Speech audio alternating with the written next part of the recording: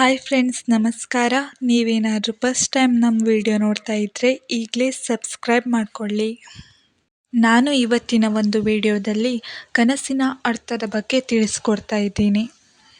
ಯಾವ ಕನಸು ಬಿದ್ದರೆ ಏನರ್ಥ ಎಂಬುದನ್ನು ಈ ಒಂದು ವಿಡಿಯೋದಲ್ಲಿ ತಿಳಿಯೋಣ.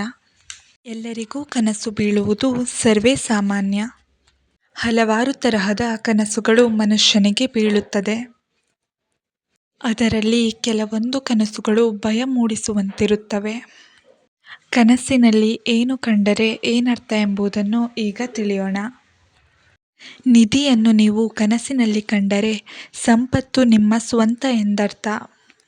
ದೀಪವನ್ನು ಕನಸಿನಲ್ಲಿ ಕಂಡರೆ ಸಮೃದ್ಧಿ ಹೆಚ್ಚುತ್ತದೆ.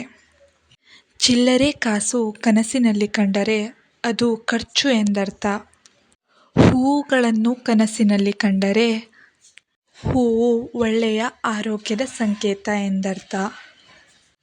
ದೇವಸ್ಥಾನ ಕನಸಿನಲ್ಲಿ ಕಂಡರೆ ಶುಭಕಾಲ ಹತ್ತಿರ ಬರುತ್ತಿದೆ ಎಂದರ್ಥ. ನೀವು ಸಂಖ್ಯೆಗಳನ್ನು ಕನಸಿನಲ್ಲಿ ಕಂಡರೆ ಲಾಟರಿ ಸಂಪಾದನೆಯಾಗುತ್ತದೆ ಎಂದರ್ಥ. ಶುದ್ಧವಾದ ನೀರನ್ನು ಕನಸಲ್ಲಿ ಕಂಡರೆ ನಿಮಗೆ ಅದೃಷ್ಟ ಬರುತ್ತಿದೆ ಎಂದರ್ಥ. ಕನಸಿನಲ್ಲಿ ಕಾಗೆ ಕಂಡರೆ ಎಚ್ಚರಿಕೆಯ ಸಂಕೇತ ಎಂದರ್ಥ.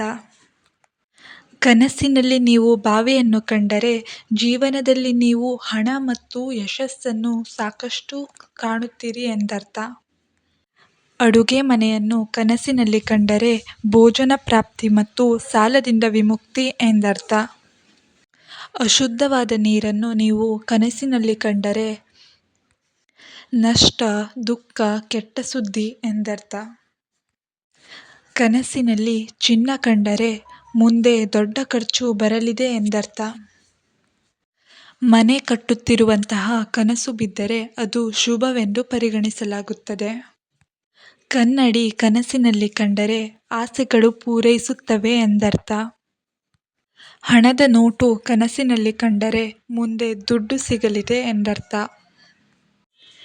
ಆಯುಧಗಳು ಕನಸಿನಲ್ಲಿ ಕಂಡರೆ ನಿಂತು ಹೋದ ಕೆಲಸಗಳು ಪೂರೈಸುತ್ತವೆ ಎಂದರ್ಥ, ಅಂದರೆ ಪೂರ್ತಿಯಾಗುತ್ತದೆ ಎಂದರ್ಥ. ಕುದುರೆಯ ಮೇಲೆ ಸವಾರಿ ಮಾಡಿದ ಹಾಗೆ ಕನಸು ಬಿದ್ದರೆ ಕೆಲಸದಲ್ಲಿ ವಿಜಯ ಎಂದರ್ಥ.